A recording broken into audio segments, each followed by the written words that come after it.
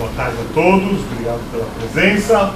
Então, como a professora Cláudia falou, vamos falar sobre mobilização de recursos para organizações sem fins lucrativos, por meio da geração de renda própria. Vou tentar explicar o que vem a ser isso. Basicamente, o estudo se origina que a gente vê que as organizações sem fins lucrativos, as organizações da sociedade civil, que compõem o terceiro setor, têm uma grande dificuldade de captar recursos. Mais ainda esses recursos que a gente chama de não carimbados. Eles conseguem até captar recursos carimbados para projetos, mas recursos não carimbados, que é o foco dessa dissertação, é bastante difícil. Né? Então, isso foi a origem que instigou a fazer esse estudo, para buscar essa diversificação de fontes. O objetivo é diversificar as fontes da organização, para que essas organizações tenham geração de renda própria e mostrar a importância do plano estratégico de captação de recursos. Isso foi e para isso tudo a gente dividiu o trabalho em 4 capítulos mais as conclusões. Eu vou só pedir, eu inverti na apresentação, eu inverti o capítulo 2 e o 3. Talvez vocês iam comentar até que eu deveria ter invertido também no trabalho, mas eu preparando achei que devia inverter para ficar mais claro o entendimento. O primeiro capítulo, né, essa conceituação do que é o terceiro setor, o que é negócio social, e a gente começa com o estudo da FASFIL, que é do IBGE, está aqui. Esse é um estudo, a cada 4 ou 5 anos é um estudo dessas organizações sem fins lucrativos. Esse último, ele saiu em 2012, mas ele é referente a 2010, onde justamente eles falam o seguinte, que para ser considerado organização do terceiro setor, as organizações devem ser privadas, devem ser sem fins lucrativos ou econômicos, e já deixando claro que sem fins lucrativos não é não ter lucro, mas é não distribuir lucro. Esse é o conceito de sem fins lucrativos. Elas devem ser institucionalizadas, ter CNPJ, auto-administrada e voluntárias.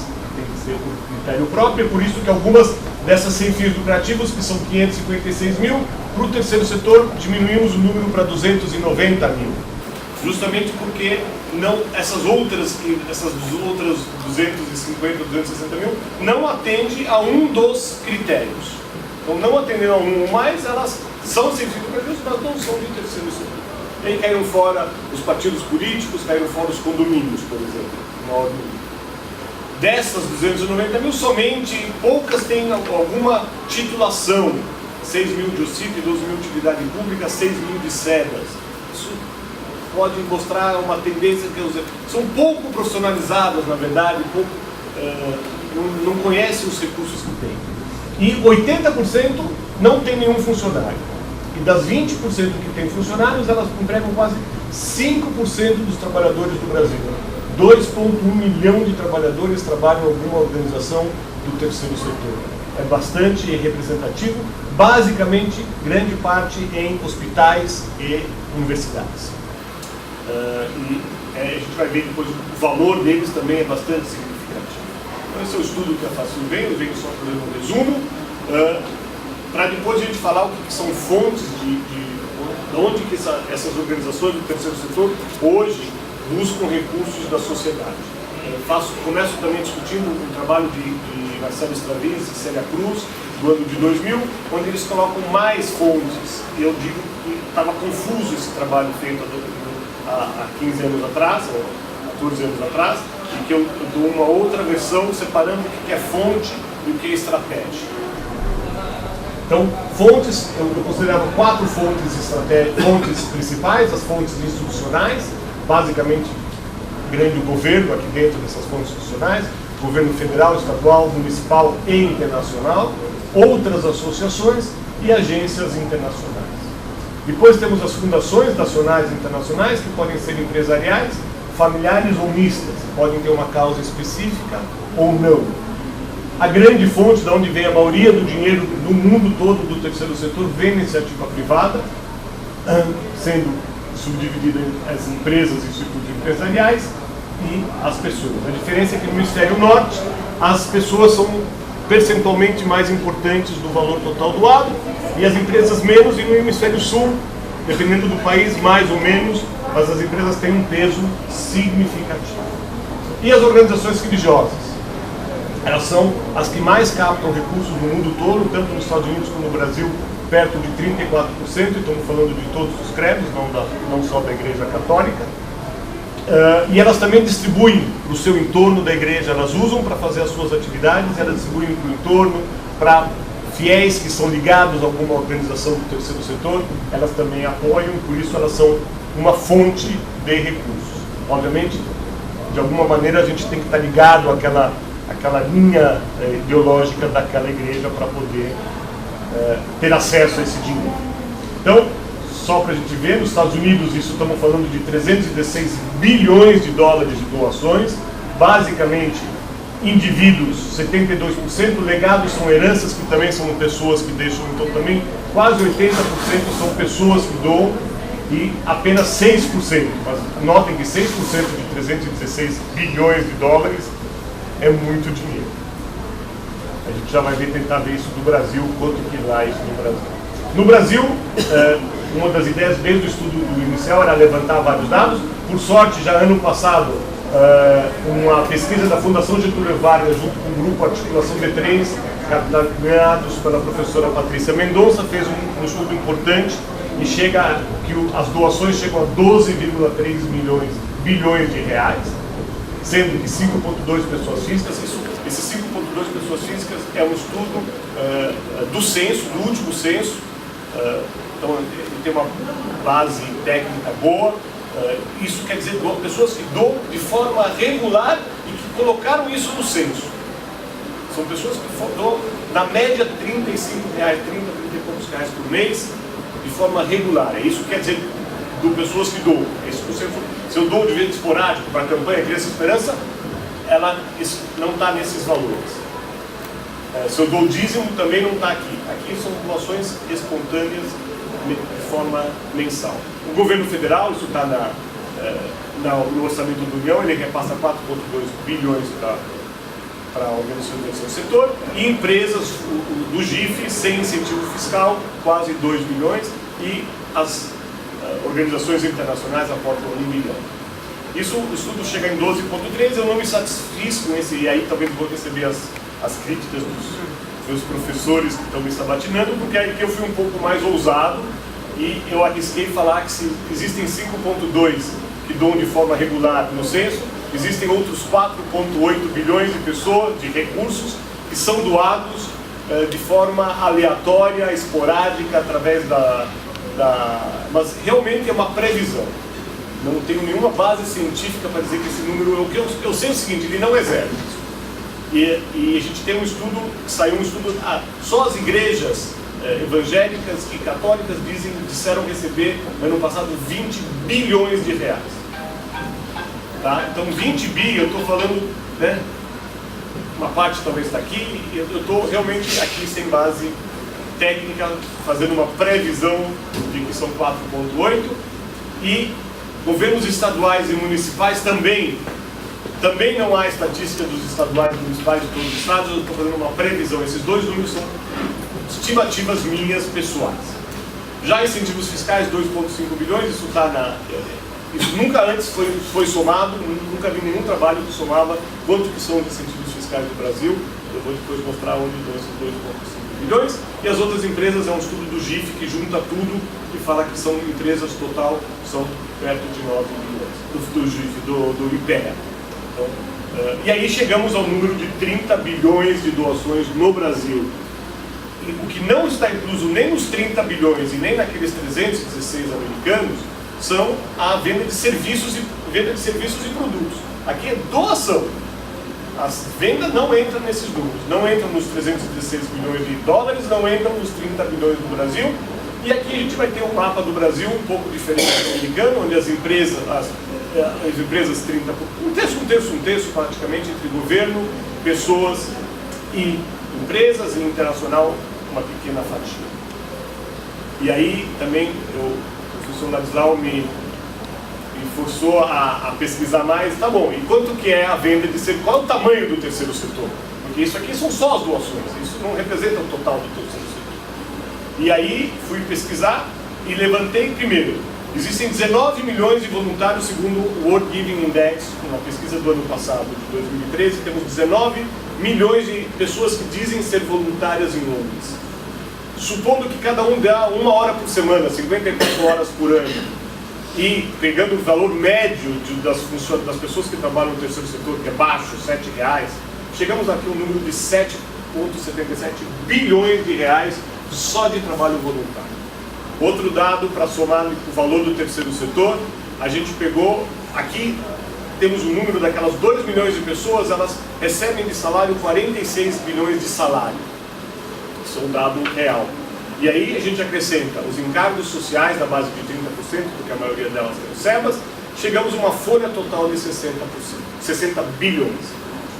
Considerando que a folha representa entre 60% e 80% dos orçamentos da maioria das ONGs, temos algumas presentes aqui que podem me confirmar, que o salário é basicamente, todas elas prestam serviço, eu considerei 70% para chegar que as 60 dessas organizações geram 85 bilhões, acrescentando outras ONGs, mais 7 bilhões que não têm funcionários, mais o trabalho voluntário, chegamos a um valor de 100 bilhões, é o valor que circula pelas organizações do terceiro setor. Isso a gente vai ver mais tarde, isso é 2,5% do PIB brasileiro, que não é pouco. A gente vai comparar com outros setores.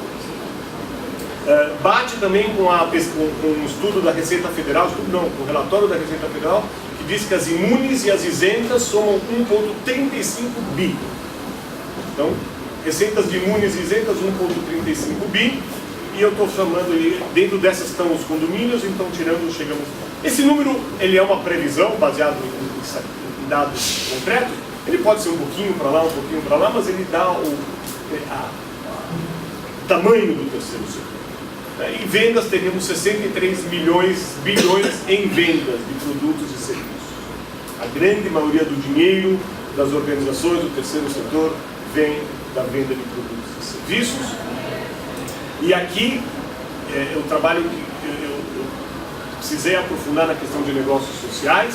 Eu peguei esse trabalho do European Venture Philanthropy, da Bélgica, que e mostra o espectro grande do que é um negócio social. Negócio social, a gente fala hoje, negócio social é muito amplo. Então, eu procurei fazer aqui entre 9 colunas para tentar mostrar esse espectro do negócio social. O que é um negócio social e cada negócio social onde está.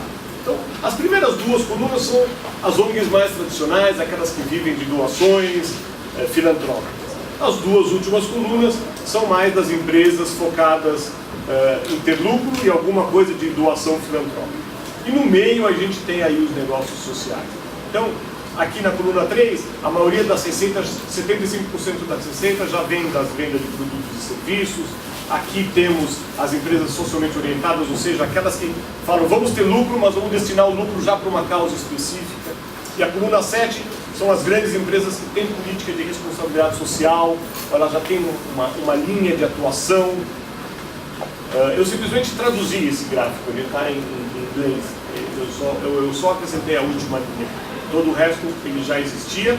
Então, mais filantrópico, investimento social, mais empresarial, e a gente tem aqui o que eles chamam de investimento de impacto, que vai da coluna 4,5 a 8,5, então vocês veem que é investimento de impacto é aquelas pessoas e empresas que investem em alguma organização que possa ter um impacto social, querem resultado social. A filantropia de risco, a definição de filantropia de risco vai do 1 ao 6, ou seja, também querem impacto social, mas eles já têm uma parte de filantropia. E essa coluna, essa última linha que foi que eu apresentei para o trabalho, que é como eu considero que seja um negócio social. Então usamos o conceito do Projeto 27, que a professora Comini ajudou a orientar, né, que considera um negócio social aquela que provê, que tem recursos com mais de 50% da venda de produtos e serviços, é considerado um negócio social e vai pegar a coluna de 2 a 6. Prometo não explicar nem mais uma tabela, será a última que eu queria explicar.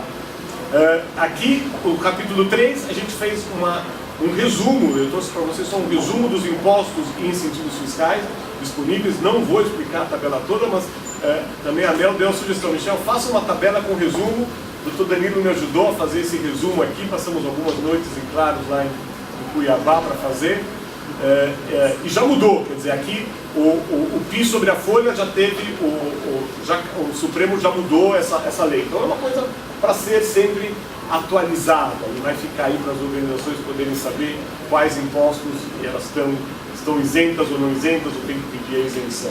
Se são imunes, com sebas, sem sebas, isentas, tem toda uma tabelinha aí para seguir, e a fonte, as leis de cada uma delas. Não temos tempo para ficar explicando todos eles. E aí um outro resumo sobre incentivos fiscais também. Separamos em 3 tipos de incentivos fiscais: depósito em conta, depositado em fundo e direto para a organização, onde a gente diz quais são os incentivos: saúde, esporte, cultura, audiovisual, idoso, criança e o CID.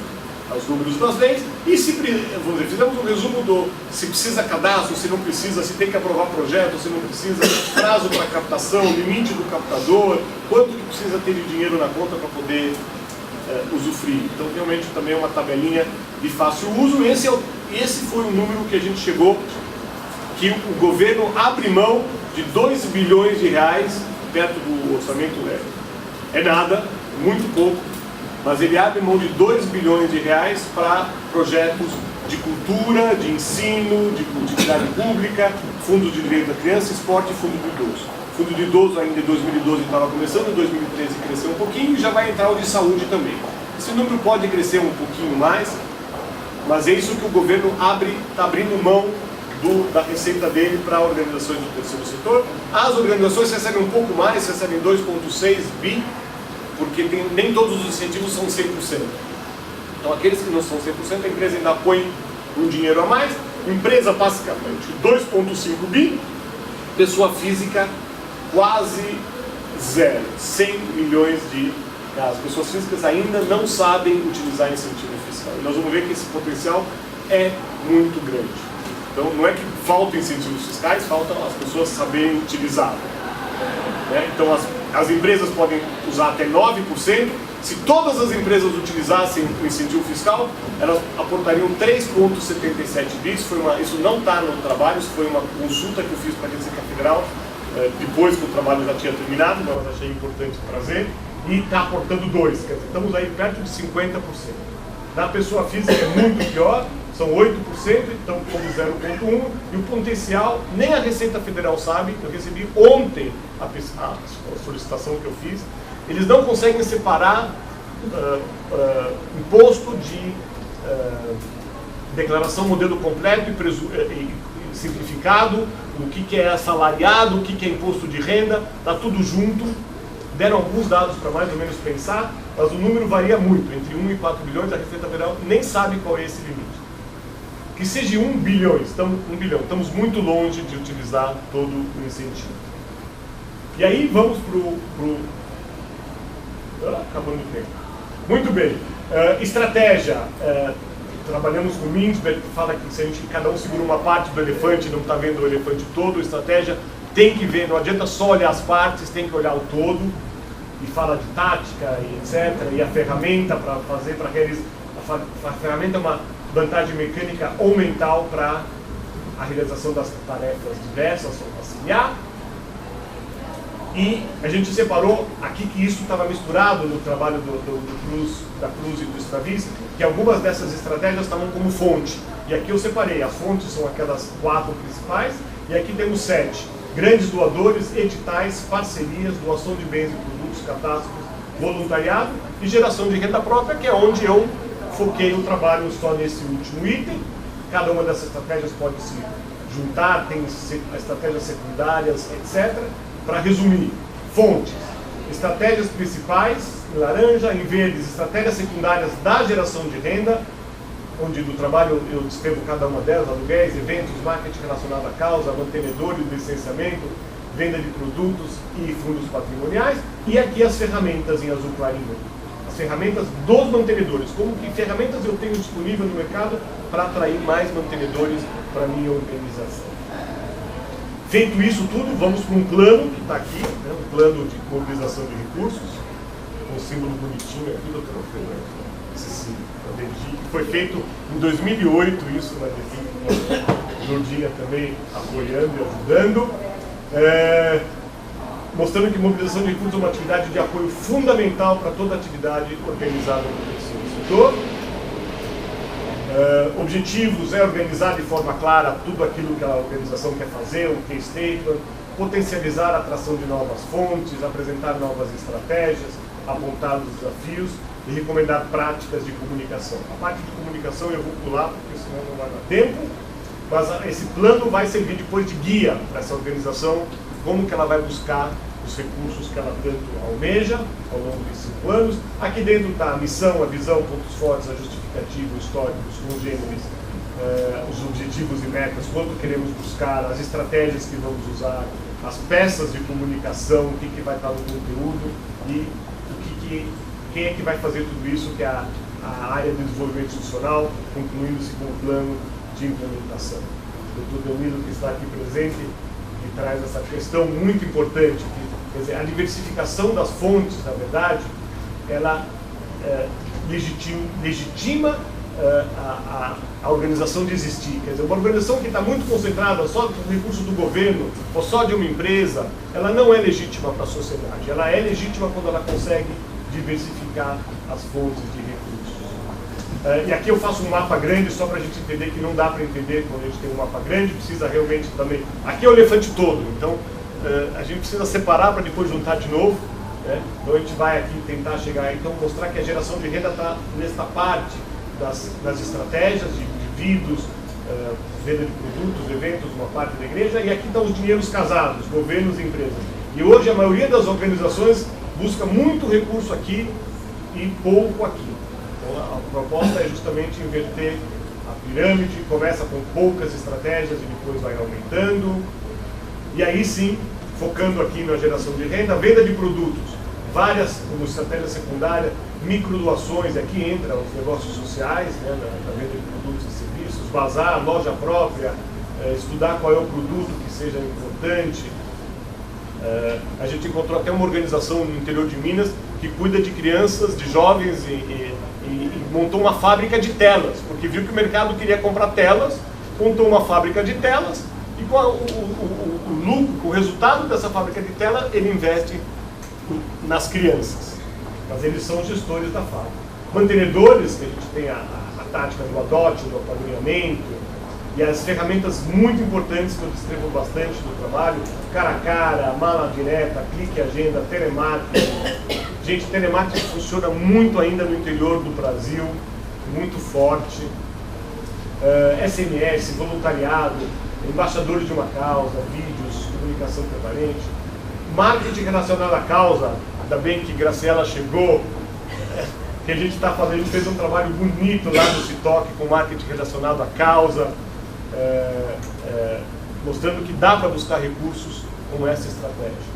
Fazendo eventos, fundos patrimoniais, muito forte nos Estados Unidos, no Brasil estamos começando, temos um primeiro livro, e aluguéis. A gente toma decisão, a gente usa um software de tomada de decisão para escolher quais as melhores estratégias, porque são muitas as opções, para a gente tentar entender quais são as 3, 4 estratégias que a gente tem que começar. Então temos um software para não ficar tomando decisões da base dos achismos. E eu vou ter que pular a parte de comunicação, mas a parte de comunicação é isso, quer dizer, tudo está pensado e planejado para a gente chegar em materiais de comunicação que vendam a causa. De formatos diferentes, tentar sair dos tradicionais. Eu trouxe alguns modelos aqui, se alguém depois quiser ver, poder mostrar. Elas têm que ser impactantes, elas têm que ter... É diferente de só tentar buscar um dinheiro, elas têm que realmente vender a causa. CD, impresso, digital claro, as faixas de contribuição, se você me der tantos benefícios, contrapartidas. E a área do DI, né, que a gente teve a oportunidade de criar o DI tanto no Instituto Citoc quanto na DEDIC, que não tinham esse departamento, e a gente começou do zero, né? Implementando o plano, pensando, criando banco de relacionamento, prospectando parceiros, pensando em produtos e serviços que a gente vai vender, escrevendo projetos, prestação de contas, etc. Com um plano de ação que a gente usa para a implementação e para a gente terminar. Pode-se dizer que a geração de renda própria pode ser uma alternativa para essas organizações. pensando que é possível a gente ter um setor que tenha caridade, filantropia e solidariedade. Mesmo tendo isso, também buscar a sustentabilidade no seu tripé social, econômico e ambiental. O nosso foco foi mais econômico. Eu falei 2,5% do PIB, só para a gente ter comparação. O setor de franquias tem o mesmo tamanho. Então, todas as franquias do Brasil, que estão em todos os shoppings, têm o mesmo tamanho do terceiro setor. O setor de eventos, que é um setor importante no Brasil, é metade desse tamanho. Então, o terceiro setor é importante, sim, talvez não seja visto, mostrando, quer dizer, a gente, com depoimentos que a gente conseguiu, em entrevistas, a gente conseguiu mostrar que, fazendo um planejamento, colocando no papel, implementando um planejamento, a gente consegue chegar nos objetivos da geração de renda própria e buscar essa sustentabilidade econômica. Principalmente hoje em dia, eu acho que o mercado está muito forte na pessoa física.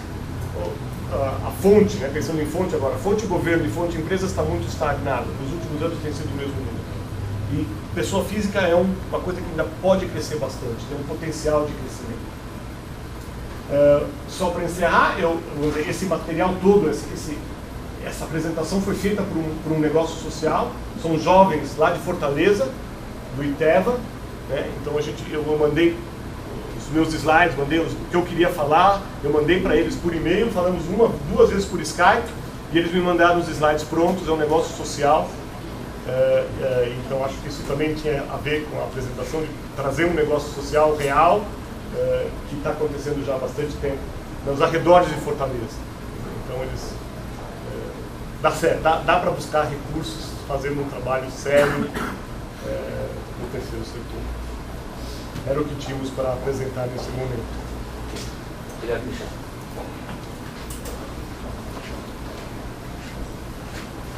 Um pouquinho mais aqui.